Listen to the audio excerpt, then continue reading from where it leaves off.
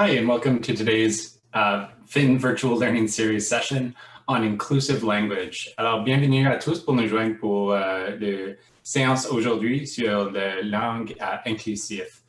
I would like to begin by acknowledging that the land on which I'm gathering from is the traditional unceded territory of the Algonquin and Anishinaabe people.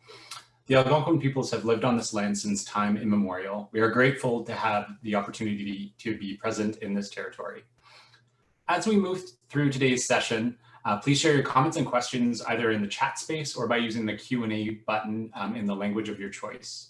On a des panélistes qui peuvent parler en anglais et puis en français, alors on peut avoir des questions dans les deux langues. So we can take questions in either language and provide the language and the response in the language of your choice. So today we're joined by panelists who will come at this topic of inclusive language from three different perspectives. So with us, we have Leila, who has over 10 years of experience related to equity, diversity, inclusion, and belonging, and sexual and reproductive health within the areas of policy analysis, program management, and capacity building. Leila has expertise in negotiating and adapting dialogue, epistemology, methodology, and pedagogy to a myriad of contexts. She works at Women and Gender Equality as a policy analyst, integrating horizontal gender-based analysis plus capacity building across the Government of Canada. Her style is grounded in participatory approaches that center ownership in content development, breaking down silos, emphasizing empowerment, and value transparency and power dynamics. And she speaks 4 languages: English, French, Urdu, Punjabi, and resides in Ottawa. So Leila, if you're okay, we can take languages and any questions in any of those 4 languages during the Q&A. Oui, non, c'est vrai, mais je peux parler en anglais, mais définitivement, je peux répondre aux questions en français aussi. Et deux autres langues. Merci beaucoup. Okay, next we have Jeremy Tate. Jeremy has been with the Federal Public Service for 20 years. He graduated from St. Mary's University with a Management and Human Resources Management degree. He started out as an FSWAP student, and he's worked at HRDC, HRSDC, Service Canada, the Public Service Alliance of Canada, and at Indigenous Services Canada. He has worked in the areas of employment insurance, employment equity and training, finance, human resources, issues management, and is now the manager of Indigenous Liaison Services.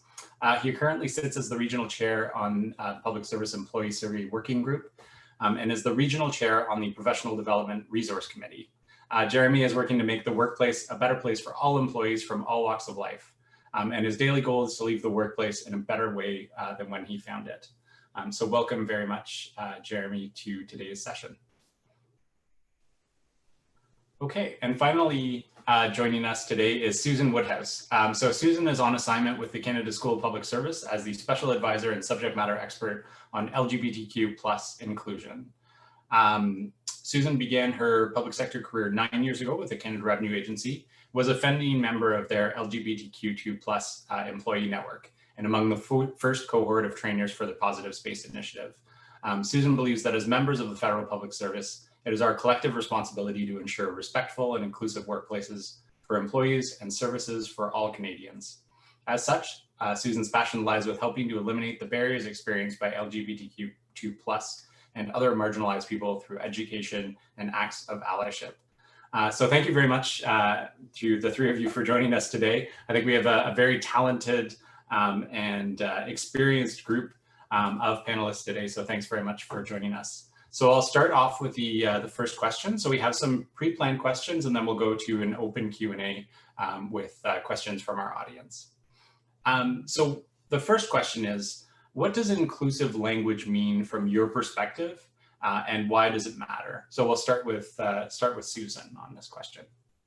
Well, thanks so much, Jeremy, and the rest of the FYN, Federal Youth Network, as well, for inviting me to be part of this event today. It's very exciting.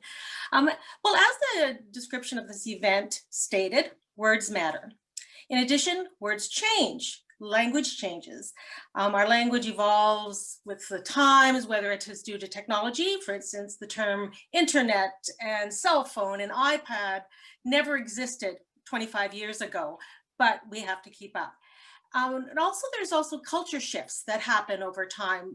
For instance, not that long ago, the words were policeman, fireman, fisherman, chairman of the board, and those have evolved into firefighter, police officer, chair of the board. So language changes with the culture. And when the culture shifts, meaning their language or words are also necessary to change so that we are more inclusive. And this, hopefully our desire to be more inclusive comes from caring about people. One of the major culture shifts that we're seeing right now is in our inclusion of gender and sexually diverse people. It is no longer okay to assume a person's gender identity or limit their choices to only male or female. And it is also no longer okay to assume that the people that you meet or interact with are heterosexual, or that their sexual identity actually remains stagnant over the course of their lifetime. When we use gender and sexual inclusive language, we make room for LGBTQ2+ people. We say basically that we see you, we acknowledge your existence, and you're welcome here, which is really important as an employee of the federal government that also provides services. It is quite likely, as I know what's just true for myself, that when I joined the public service 9 years ago, I spent my first week or so in training, and I was watching and reading and listening to what was happening around me so that I could determine whether in fact it was safe to come out as lesbian. And of course, I found out that I didn't see anything, hear anything, nothing. So I unfortunately went into the closet for a period of time. But it's important that we start looking at these issues because people are watching, and LGBTQ people are watching. So for instance, does your letter of offer say, "Dear Miss Woodhouse," and refer to me as she without ever asking what my pronouns are, just assuming that I identify as female? Did they ask my sex or gender? And if they did, were there only 2 options? Why wasn't there more options? When I would introduce my colleagues and they're trying to be friendly, but they notice my wedding band, the questions are, oh, that's lovely. What's your husband's name? The assumption that I was heterosexual. When I was walking around, did I see anything, like were there people that were dressed in a non-binary fashion? Did I see somebody with their same-sex partner on their desk, a nice wedding picture perhaps that you do see some heterosexual people choose to have on their desk? And when I was being shown around or told about the different committees I could join, was besides the Federal Youth Network, would there be an option to join the LGBTQ2+ network? So people are watching those kinds of things. And so those are some of the things that queer people are looking for. And even if we are out in our department, but like we come to work for the first time and the language is very binary, male, female, if the language is also very heteronormative, people asking about your husbands and wives, then it takes a great deal of courage to actually challenge that. And it takes energy and risk to actually either self-identify or to challenge when you think there's things that are not as they should be. And you may wonder, I mean, as public servants, whether we have, whether we should be pointing out when we see exclusionary language, whether in conversation or in documents, and ultimately that would be a personal choice. But I'd recommend that people do take the chance, and especially allies and people that want to see inclusion, to take the chance and to identify any problem areas. And it's all about being respectful, right? And as federal public servants, maybe many of you don't remember, but you actually had to sign a value and ethics code, and it's for the federal government, which basically says treating all people with respect, dignity, and fairness is fundamental to our relationship with the Canadian public and contributes to a safe and healthy work environment that promotes engagement, openness, and transparency. The diversity of our people and the ideas they generate are the source of our innovation. So we actually have a responsibility, because if we don't do this, if we aren't having inclusive language, especially when we're interacting with the public, if we don't have inclusive language and our documents aren't inclusive, then we truly aren't serving all of the federal public or all of the public, and that is, as federal public servants, that is our job. So inclusive language serves not only ourselves individually within our workplace, but also the government as a whole. So that's why it's important to me as a member of the LGBTQ2 community. Awesome, thanks, Susan. Okay, Jeremy, over to you. What does inclusive language mean from your perspective, and why does it matter? All right, thank you very much, Josh. As mentioned earlier in the presentation, my background, I started as a student in the federal government, hired under the Aboriginal Employee Program, but at that time I wasn't aware of that. But being in a workplace that is supposed to be inclusive, I felt like everyone else in the building. But as I progressed through my career, I started to probably see, little comments that are made, things that are said in the workplace that, in themselves don't really mean anything, or they don't hold much meaning. But until present day, when I started hiring students for our organization, we'd have about 20 Indigenous students, 20 students, and half of them would be Indigenous. Some of the language being used, and some of the students that are Indigenous had heard different comments, and a lot of it was negative commentary about communities, or different factors that we use when we're looking to measure a community's success. But in that, one of the quotes that one of the students provided me was, it's almost like a death by a thousand paper cuts. In itself, one incident isn't something that you could mark as an issue, but when it's consistent and it happens in multiple parts of the building and different staff are saying it in a different way, you start to take concern in, what is it that's causing this? And it's usually a systemic thing. So in our workplace, we serve Indigenous communities, and, when we look at the Indigenous teachings and the Indigenous perspectives, it all comes down to the 7 sacred teachings. So over the last year, myself and an elder from LC Buktuk has been working tirelessly to change the language of how we work with communities and one another. As the chair of the Public Service Employee Survey, I see the stats that indicate, trust in leadership and trust in one another and trust in your supervisors. There's a lot of issues there. And then you start correlating it with psychological well-being, and you start looking at the factors that lead to it. So some of the stuff is high stressors. So, high jobs that we're in is a lot of work, a lot of knowledge work, and working with communities is not easy because some of the files are challenging, and you're looking at communities that have illnesses, and they have, challenges with suicide rates, and you have community members who are working with us. But at the end of the day, being positive in that situation is very difficult. But I found that raising awareness on how we talk about communities and how we talk to each other about communities, it impacts the folks that work with us. So if we're not positive in our everyday and trying to look at the shining, the silver lining in the work we're doing as opportunities as public servants to help communities, we can sometimes get caught in a toxic work environment. But the students themselves are the ones that I found felt it and heard it the most. So as myself, I'm basically the champion for the Student Experience Committee in our region. And I wanted to make sure that every student felt like they were coming to a workplace that was inclusive, and they felt a part of, and their voice was loud, and they could, make suggestions. So for the whole summer last year, my work was basically digging deep into that and trying to create awareness with the directors and the managers and how we look at things. And it comes down to reconciliation and truth, because a lot of the stuff we've been doing is like mentioned by Susan, is that things take time, things evolve. These forums are a great platform for these conversations so that people could be mindful of those things that are happening, or the things they're saying in meetings and they don't realize it, that it has an impact. So for me, when I'm sitting in a meeting and I'm hearing negative language, I would often frame it as like, it's not us against them. There's no picking sides. It's we're a team, and we're all working together with communities. So when we're looking at inclusivity, we do, like Susan mentioned, we have to look at the people we serve, and we have to be positive with one another first in our workplaces before we can really do that truly for our clients. And to do that, we have to be a very respectful and civil organization. So about 6 years ago, we heard about civility in the workplace. We talked about the values and ethics code, and we talk about signing the code, but we don't, we do sign charters. We've done the same thing in our workplace, but it's the daily practices of ensuring that people understand the impact of their words, and especially when it comes to whether it's your position of authority or not, don't have a position of authority.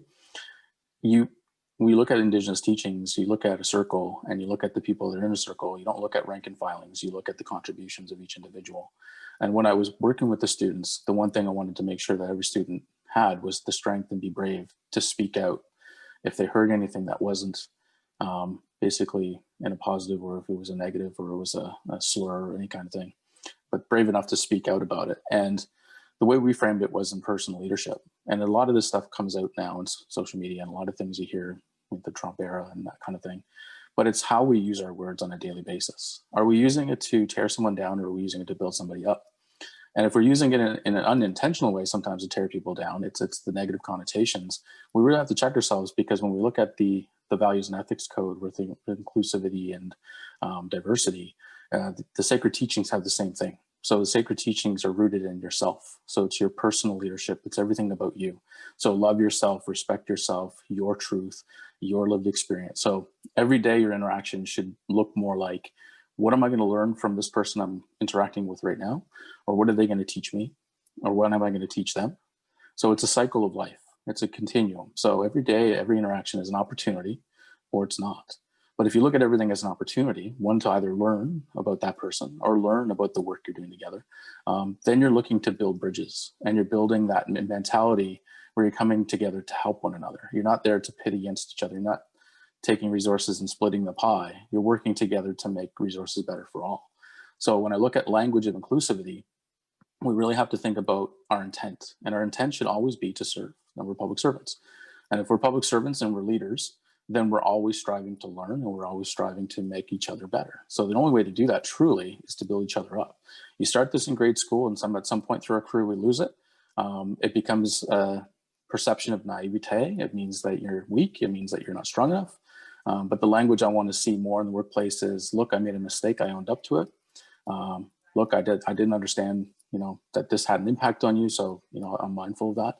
And when you come to work every day, it's how I'm going to help you. So there's always this mindset that, we have to compete for resources. We have to compete for being in the same space, but we're all in the same space, and we all work together. And we're all trying to achieve the same thing. Everybody comes to work to do their best.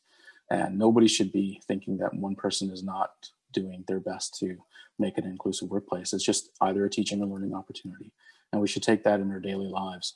So when the students walked away from that session, we did a presentation so that students understand that, it comes back to your grade school manners, but it also comes down to everything you do and say in the workplace. And you can't bottle up things that you hear that don't sit right with you. It's difficult, but you do have to be brave and step up and take a teaching moment. So with that, students that are in the room are Indigenous and non-Indigenous. The non-Indigenous can take that and say, I have to check myself as well. I have to check my biases, my unconscious biases, the language I've been using. And sometimes it's no fault of their own. It's the communities they're raised in, right? They're young and they're in the workplace. And to be honest, if they're seeing it from existing staff, then young people will model what they see. And if that's acceptable, then they'll continue that language. So what we try to do is check it so that everybody could say, look, do you want to be in a workplace that's in civil? Or do you want to be in a workplace that you want to come to work every day? You want to be excited about coming to achieve results together? Or do you want to come in and compete for resources, which is very draining? You want to make sure that people come to work every day. They want to be there. They want to work together, and they want to play together, and they want to do all these things together, because that's what a positive work environment will produce, results. All right. So if we have toxic work environment, we have high turnover, we have a lot of sick leave, we have absenteeism, we have a lot of negative effects. But when you look at the 7 sacred teachings of Indigenous people, it closely aligns with the values and ethics code. It overlays all of the things we talked about with civility. And what we've done over the last year is talk about those teachings and a lot of the things that we do in our virtual smudges, which we've been hosting in the region twice a week.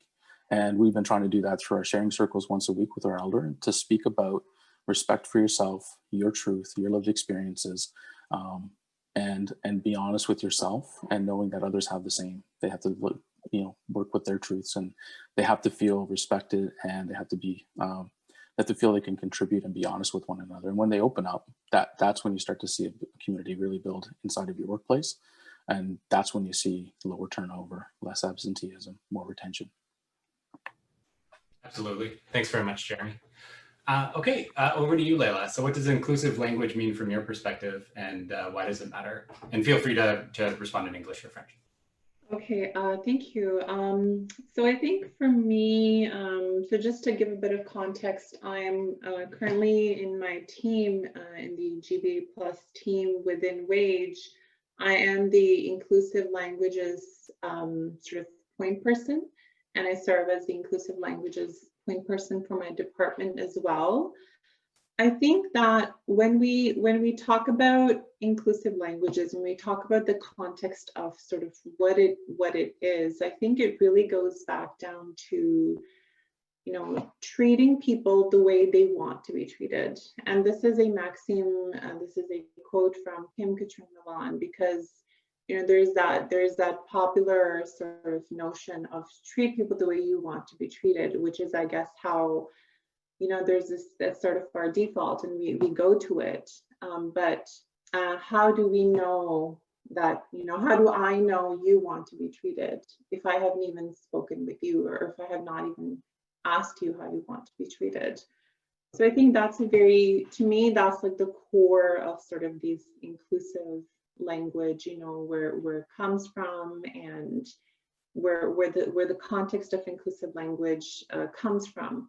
And with regards to, you know, there is existing, both Susan and Jeremy mentioned existing, you know, public service values, and existing sort of, you know, cultural, social frameworks that support the need and the sort of the requirement almost to implement inclusive language and being respectful towards each other. There's obviously, to further to that, there is the human rights legislation, and gender-based analysis plus actually emerges from existing human rights legislation. That's like the Charter of Rights and Freedoms in Canada.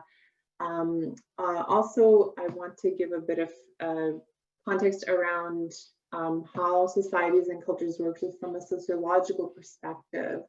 There are low context cultures and there are high context cultures. A society like Canada is a low context society and culture because it's very, you know, it's a fairly diverse society. So when you interact and engage with people, you have to set the context in interaction between different groups of people when they interact with each other, because we don't really know what people's lifestyles are, you know, where they come from, which is a very common sort of a microaggression almost, or a question that is put towards, you know, visible minorities. Like I've received that question many times. And, you know, so we really have to set the context. And when we are intentional about being inclusive in our language and in our communication, we just get to work with each other better. We get to advance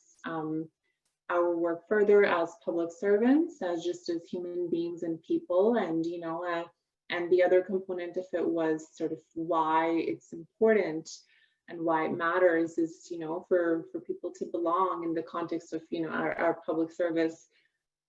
Both Susan and Jeremy again mentioned this, but we are serving the public, right? This is the purpose that we have. This is our work. This is our job, and we don't serve a specific set of people. So learning how to engage and be inclusive towards everyone, you know, serves and furthers that goal for us.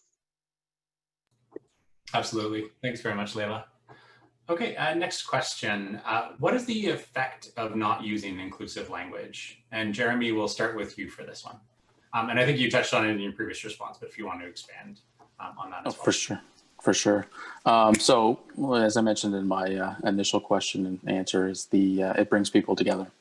So by not doing it, obviously it's going to create the division, and some of it is subtle. So it's not obvious that there are tensions sometimes between parties, because sometimes something one person says can sit with a person, because the quote that you'll hear often is, you know, I won't remember what you said, but I'll remember how you made me feel.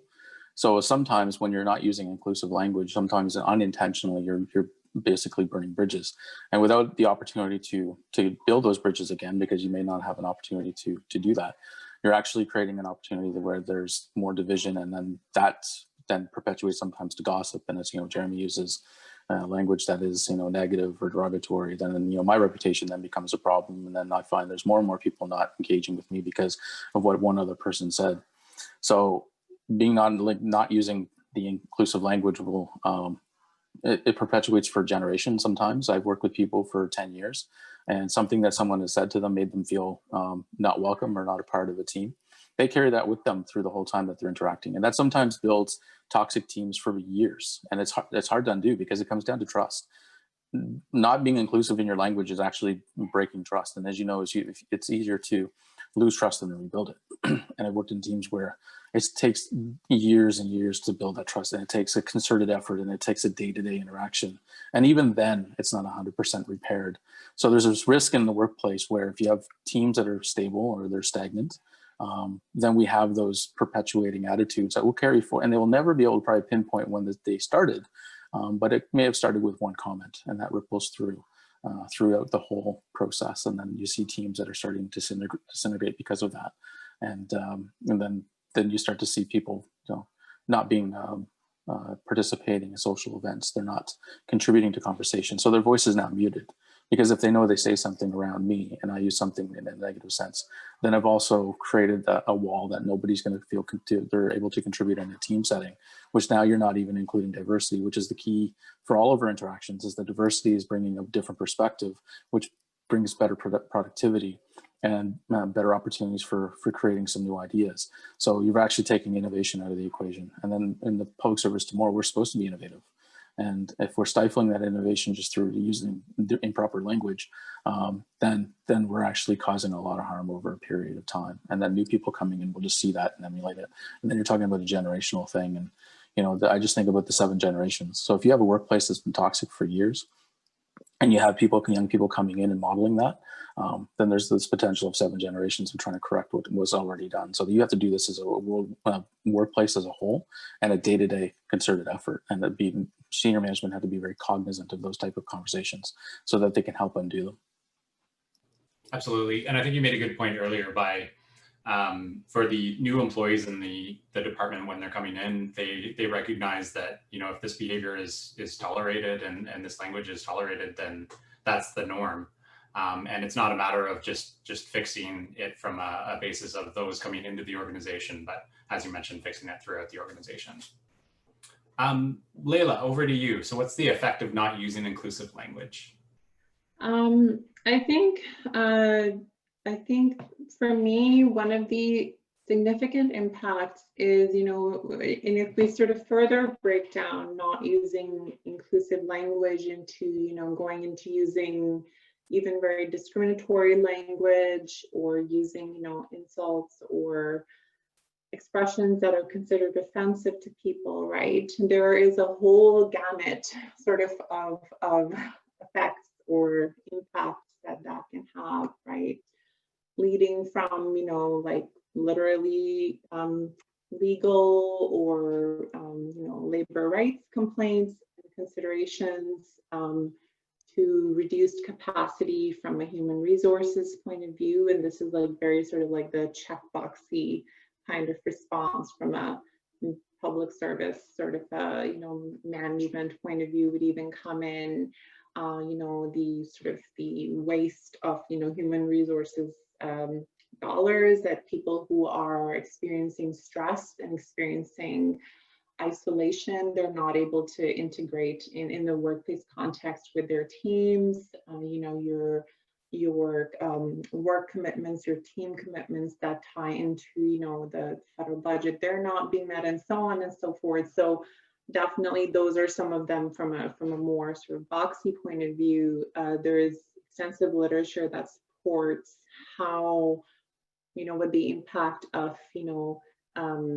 discriminatory language or non-inclusive communication can be. Often I talk about in my diversity and inclusion work, whether when I work as a consultant or if I'm doing GBA plus work, is how microaggressions are sort of, they're almost like paper cuts, right? Or they're like mosquito bites, even if it's something not very evident or really upfront and offensive.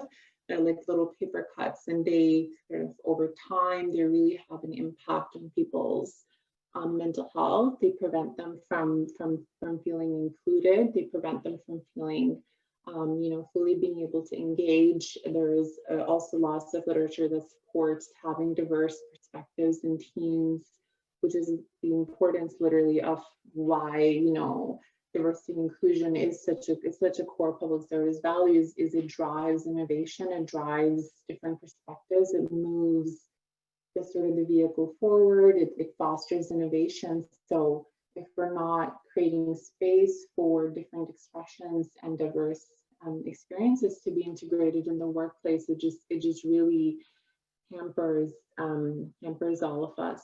So I think those are some of the considerations. Also, from a safe and brave spaces point of view, I work in my role internally at Wage to I develop safe and brave spaces capacity and a strategy on safe and brave spaces, or I should say safer and braver spaces. And the consideration around that is essentially to, make sure that people who are from, communities or experiences that have historically not been included are able to express themselves and integrate themselves and in a ways that they feel they can without feeling like there is, without feeling this constant pressure. So yeah, those are some of the considerations around why it's important to have inclusive language. Awesome. Thanks, Leila. Susan, your thoughts around this question, the effect of not using inclusive language? Well, I can tell you what it can happen to LGBTQ2 people, because it happens to me all the time. For example, I'm in my office with my cubicle and I got a picture of my daughter on the desk. And people come by and go, "Oh my goodness, your daughter is beautiful. Does she look like you or your husband?" Right?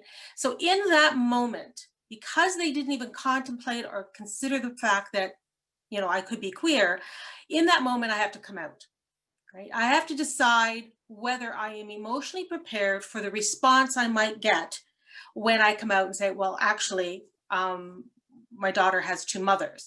And I have to be prepared to have that response.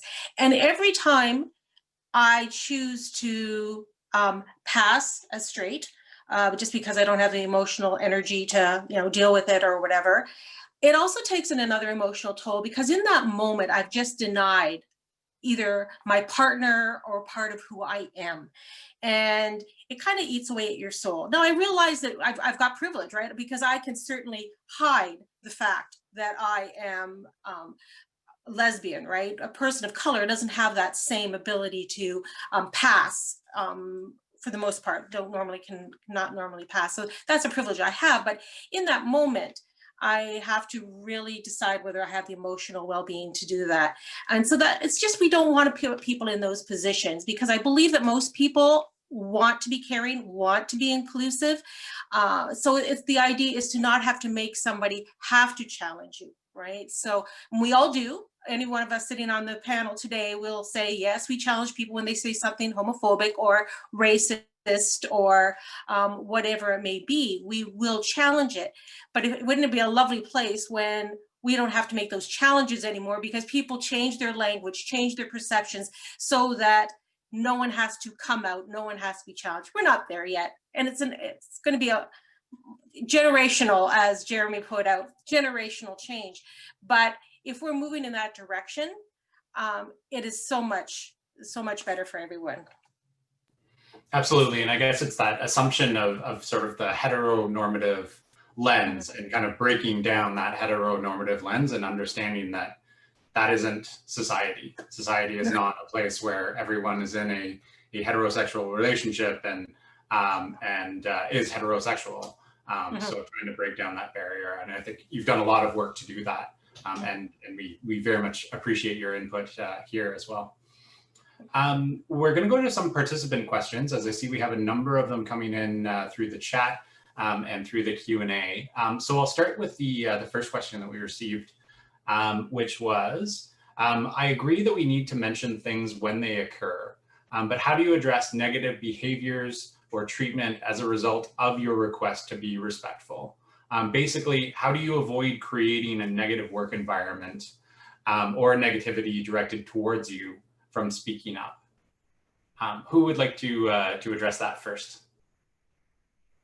Leila, over to you. I can. So essentially, just to paraphrase the question, so I understand it well, they're asking how to position yourself in a way that you can, be more inclusive and not sort of get in trouble, basically, right? Okay. Yes, that's my understanding.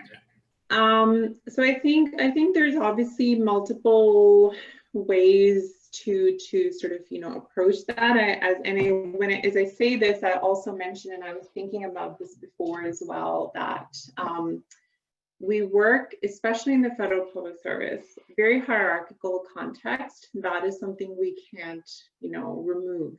We work in a very hierarchical context, and when the approaches that we talk about, they have to be talked about within that context. So depending on sort of who you are, you know, the culture that you're planning to change or challenge, or the level at which you're planning to do, would depend a lot on, you know, firstly depends on your own position and your own sort of level and hierarchy. It would sometimes depend on your own lived experiences as well. Like, does that make you vulnerable? Does that make you, you know, susceptible to further harm in doing that pushback, if it really comes down to it?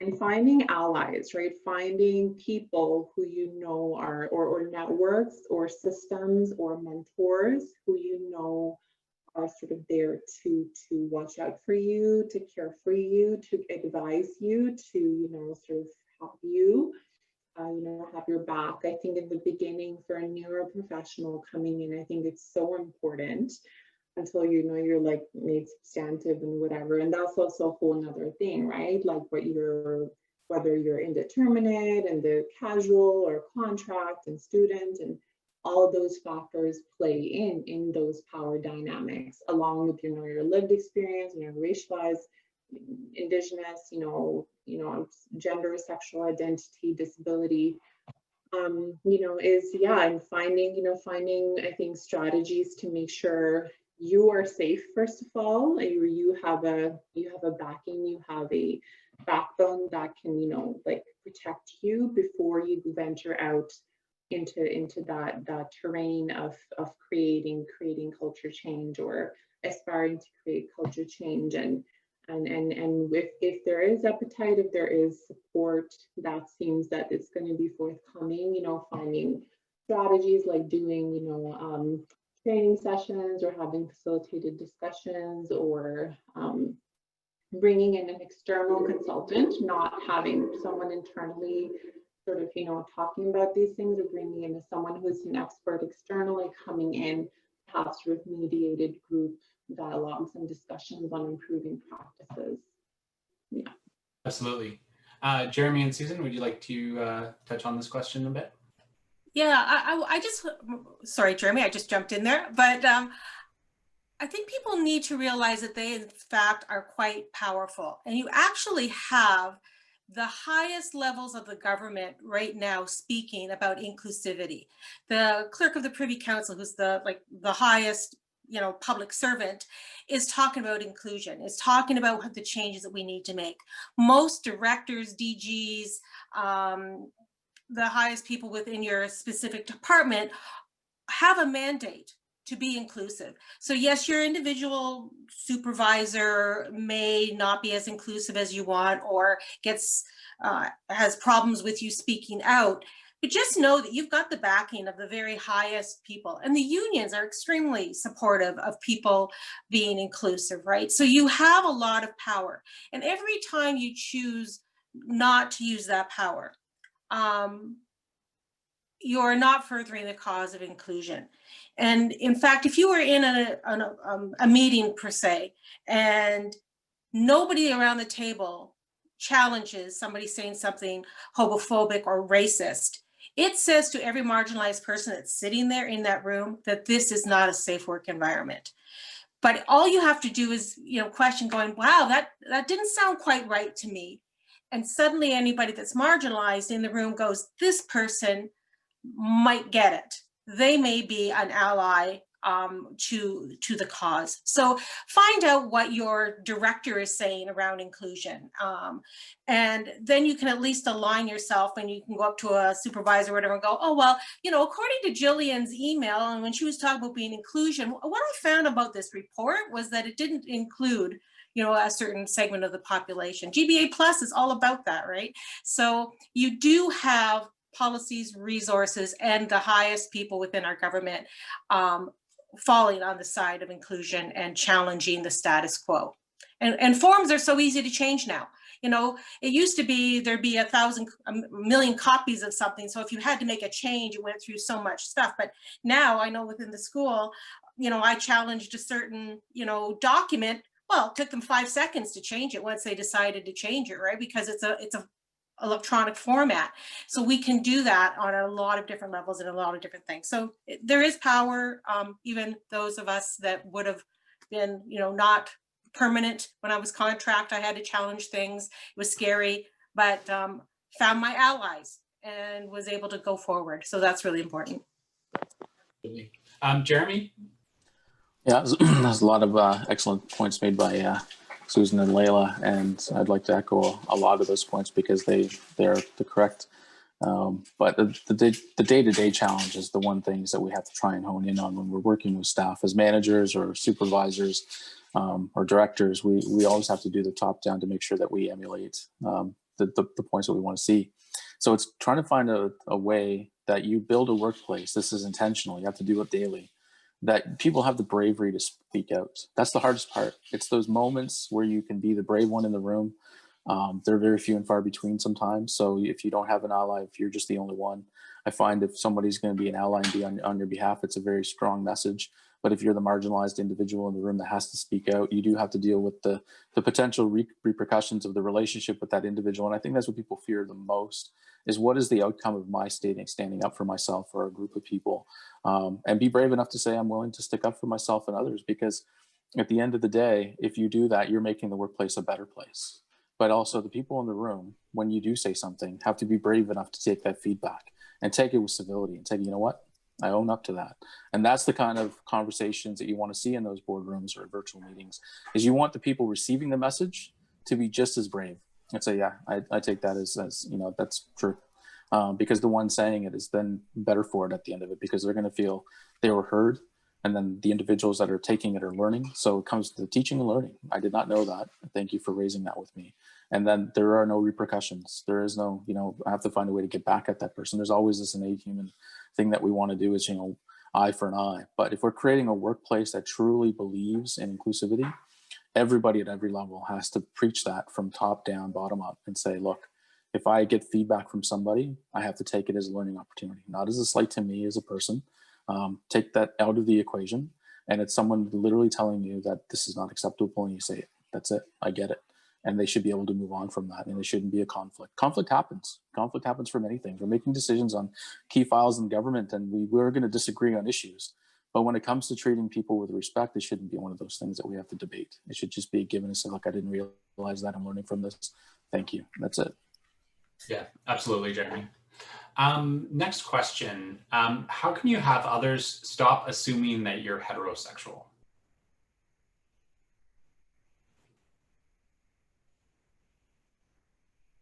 So Susan, I'm going to direct this one to you, if that's okay. I had to find my unmute button. You can't stop people from making that assumption, right? That's just an assumption that they're going to make.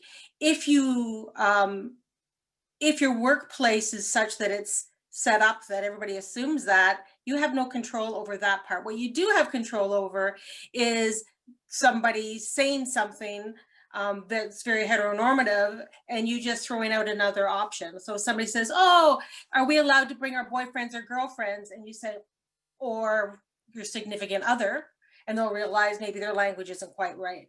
But you've got no control over other people's thought process, unless you're willing to take the chance and educate them. So I'm not sure whether that answers that question or not, though. No, I think good to get your perspective on that for sure. Yeah. Okay. Next question. So we had some questions come in, Layla, around how to use inclusive language in French. And one of them was English and French grammar rules are not very flexible for non-binary gender terms.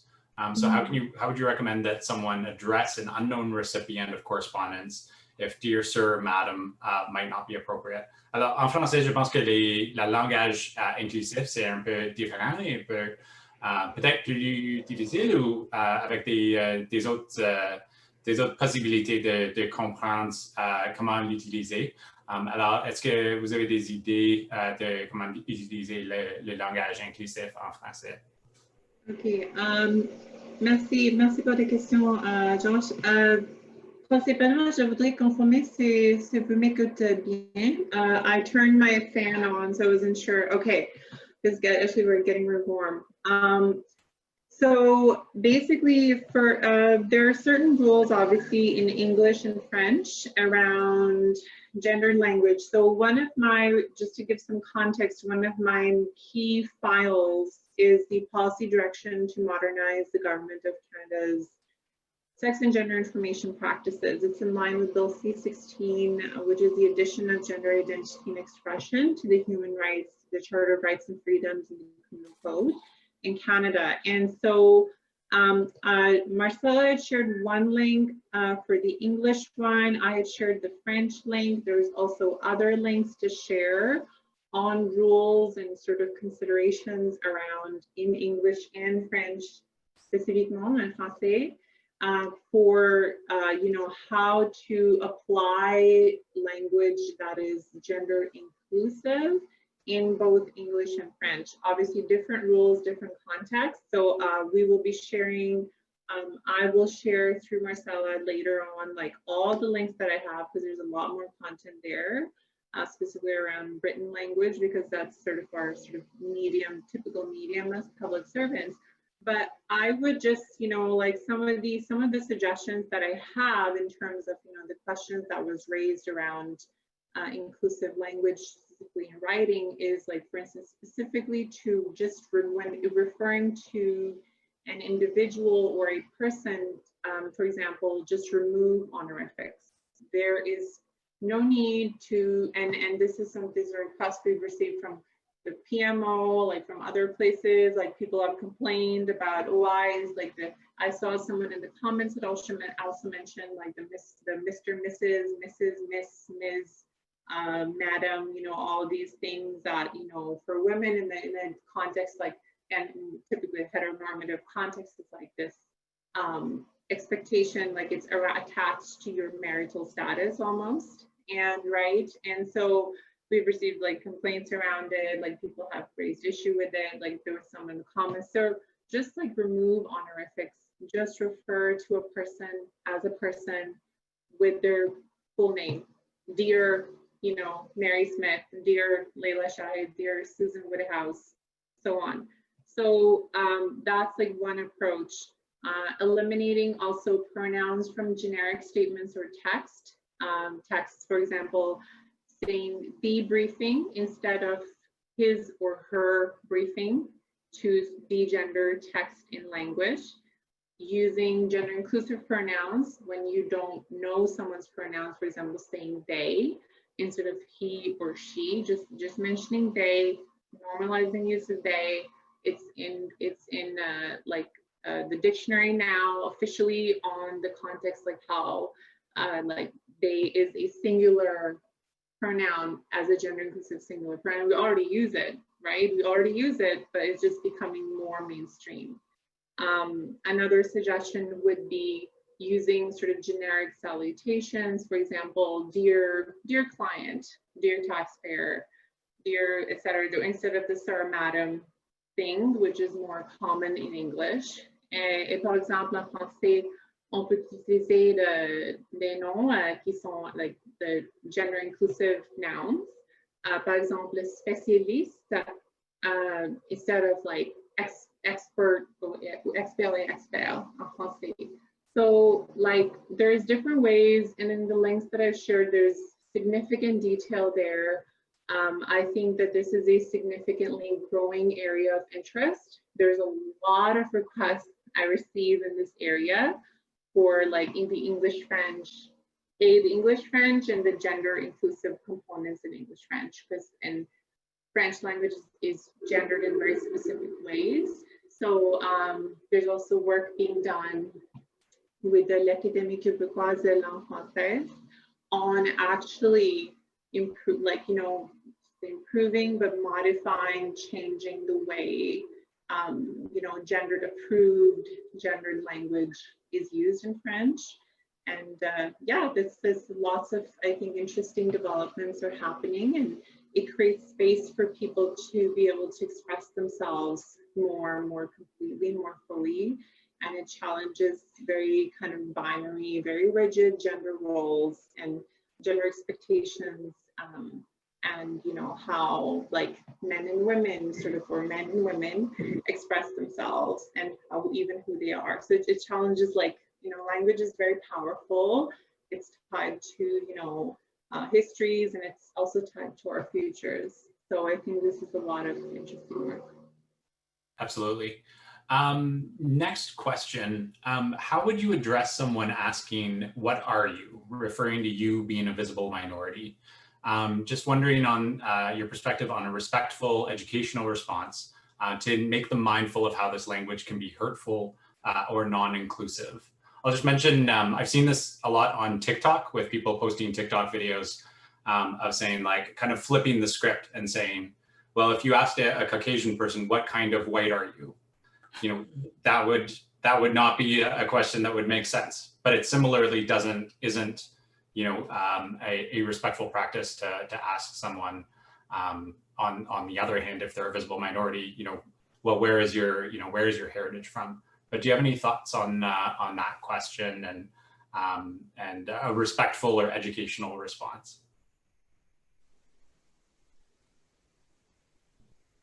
Well, I think it's, first of all, you have to know or ask yourself, why do I need to ask this question? Where is it coming from?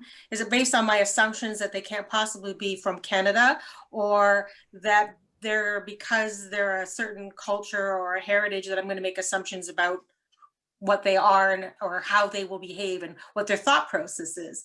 I mean, most of us will have conversations about, oh, where are you from? And it means Toronto, Calgary. It's only racialized people that get questions like, oh, where are you really from, right? So we have to be very careful as to why we're asking the question.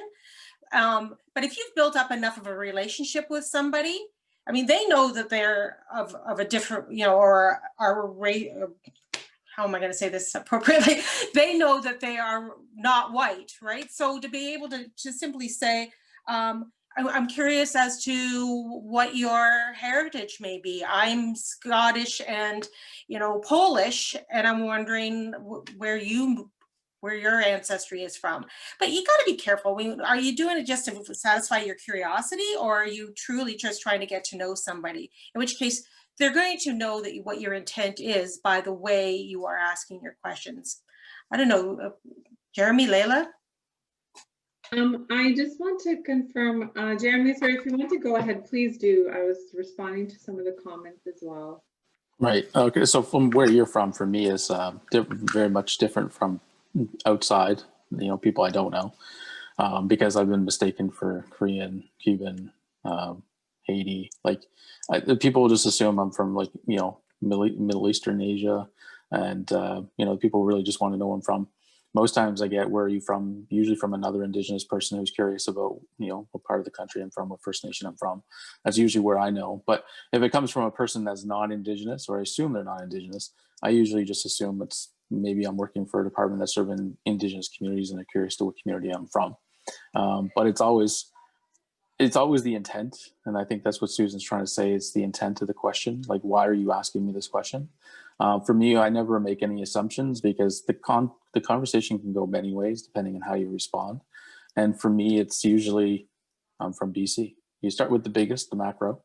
And I said, where in BC are you from? I said, well, I'm from the Nisga'a Valley. And that's like, oh, okay. And then it's like, you know, I know somebody that's from there. But like, sometimes I don't take it as malintent. I think it's general curiosity. But again, like Susan said, if you have the visible minority or you have a different color skin, you could assume that someone's asking about your nationality. And sometimes it's, you know, they're trying to create a connection. It could just come across as backhanded because they may have someone in their family that might be from the same part of the world. So it's a compliment and not. So it's hard to take it as always fishing to find a way to, I don't know, to racialize you, I guess. I always like to think that people are just generally curious about one another, and sometimes talking about the weather or talking about your nationality might be the platform. But I try to take it as a positive and say, you know, most people that come to me, if I was in public many times where someone would come to me and they're from Cuba and they'll say, you know, where are you from? And I'll say from BC. I do the same thing. I'm from, you know, the Nass Valley. And they say, no, you're not, you're Cuban. I'm like, no, I'm not. And I was in Korea for, you know, a few weeks, and there, the locals would say, where are you from? And they're thinking I'm speaking Korean. And I'm like, I'm from Canada. I'm like, no, you're not. You're Korean. I was like, I don't even speak Korean. So it's different depending on the situation, but I always find that I always find that the question is from malintent. I think it's general curiosity. And if you do start with the macro, like I'm from whatever province, and then you kind of work like, okay, I live in Moncton. What else do you need to know? Like, where are you going with this? And sometimes it's just small talk. And I always try to see it as the intent isn't really try to use it against you in any way. And I don't ask people where they're from generally, because I just don't navigate with small talk like that. I let people naturally offer that information. But there are a lot of people I work with that definitely would just be like, hey, where are you from? And it's usually, you know, what First Nation are you from? Typically when it comes to me anyway. That makes sense. Layla? So, yeah, so I think I was reading some of the comments as well in the chat. Anything sort of, to me, I want to touch on 2 points. I think it's when we talk about, and this is like sort of one of the very basic principles of diversity, equity, inclusion, belonging work, is delineating intention with impact, right? We talk about intention. Of course, I think it's important to address and acknowledge people's intentions, but it is more important to acknowledge the impact that their actions have, you know, guided by those intents. Because impacts are real and impacts are substantial in our world and in our lives. So I think that when we sort of break down this question, I think really it depends a lot on the context. Ultimately, as with everything, like this is also like GBA plus 101, this is like diversity and inclusion 101. It depends on the context. Who is asking that question of whom? If, say, for example, for me, I'm a visible minority, if another visible minority, or even some people even find that term offensive, a racialized person asks me that question, where are you from? Or like, you know, where is your heritage? Where are your parents? Where do your people come from? And I've been asked that question. It's a bit of a different kind of context. I think when it's like a non-racialized person pressing me on that question, personally, and I'm aware this is the same experience with a lot of other racialized peoples or visible minorities, if we want to use a legal jargon as in our EE Employment Equity Act. I think people take that as it is a form of microaggression, because you're pushing someone to implying that someone isn't really from here, right? The fact that someone may have shared space in the area that they're in, they may have contributed or been contributing to like the society, the culture, the context, like they're not even attached or related to their background or their home country or country of birth. I think is an important one, and it also sort of ties into that. I won't go too much into the social construction of race. As a race, there is a context around how race and racialization exists as a social process, and what the impacts of that have been on racialized peoples, and you know, in the context of colonization. But so yeah, so these are touchy. These can be touchy subjects, touchy questions, and rightfully so. Personally, I don't ask. I think if it comes up in a conversation, naturally, if you get to know someone enough, it will come up, right? It will, if you get to know a person enough, you will probably find it out about them, where they are from, in whatever way you mean. So I think as a first question to even sort of further break it down, probably not the best one, maybe, depending on context. Yeah. Jeremy. I just want to say one more thing, just in the context of what Layla's saying. So in society, unfortunately, we don't celebrate each other. We don't celebrate our background. So it's often perceived that there's a hidden agenda in all of our questions. It doesn't matter how basic it is or how complex it is. There's always this perception that there's a hidden agenda. And unfortunately, in our society, we don't celebrate where we're coming from. Otherwise, in the First Nation communities, like, where are you from is like literally, hey, where are you from? Because they may know somebody, because we're all related. We're all, all my relations. So when I get the question from an Indigenous person, it's usually a celebratory thing. And it's unfortunate it doesn't cross cultures where, you'd say, I'm from Korea. Like, that's amazing. That's so cool, blah, blah, blah. The conversation isn't as a building of positivity. It's usually as like, if I volunteer this information, this conversation can go sideways quickly, where it should never be about that. It should be about celebrating where we're from. That's literally what the basis of the question is. Like, in Indigenous culture is like, who's your dad, right? The basis of every connection is to find like, oh, I know who that is. I've been to career fairs in Atlantic Canada, and I'm from BC. And I talk to people and they'll say, hey, where are you from? And I'll say I'm from BC. And they can make a connection to somebody that I'm related to quite quickly. And the same thing when I go to a First Nation community, they'll say, where are you from? And then I'll say, well, I know who that is. And then you build rapport right away. But it's a celebratory thing. It's building that connection immediately. And unfortunately, I think in general, in our workplaces, we don't have that general wanting to, out of curiosity, and to celebrate where you're from. It's always like, I wonder what this is really about. And when that happens, it really shows what our systems are based on. It's based on nationality. It's based on who's privileged and who doesn't have privilege. And it should never be like that. And inclusivity, this is where we're talking about inclusivity. We should be in a world 7 generations from now where when you're asking someone where they're from, they're going to volunteer because they're going to be happy and proud of where they're from. And the person asking the question is going to be in the same space and saying the same thing. This is super cool. I'm from this place and that place. I'm from Mars or whatever, because that may happen 100 years from now. But at the same time, it's the reason these conversations are really hard is because we don't always know what people's true intentions are. Absolutely. So I think we're going to have to end it there as we're just a bit over time. But I think if we can get a part 2 of this conversation slotted in, we have about 15 questions just from the audience from today that we can answer, and definitely amazing participation from the audience in terms of looking at all of these questions. So Marcella, I've now committed you to more work by scheduling a part 2. But thank you very much, Jeremy and Layla and Susan, for sharing your thoughts on this and your experience. I think this was an amazing conversation and a really great way for people to sort of expand their knowledge and get different perspectives on this topic. Alors, merci à tous nos participants de partout au Canada pour nous joindre aujourd'hui pour cette séance sur le langage inclusif. J'espère qu'on peut avoir un partie 2 de cette discussion.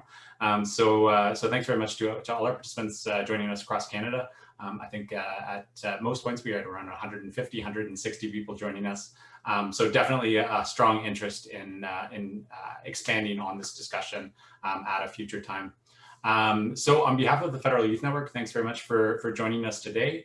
And our next sessions will be coming up on November 17th and November 23rd. November 23rd, we'll be looking at unconscious bias, and November 17th, we will be looking at accessibility tools that everyone can use. So looking at the technology side of accessibility as well as the lived experience of accessibility.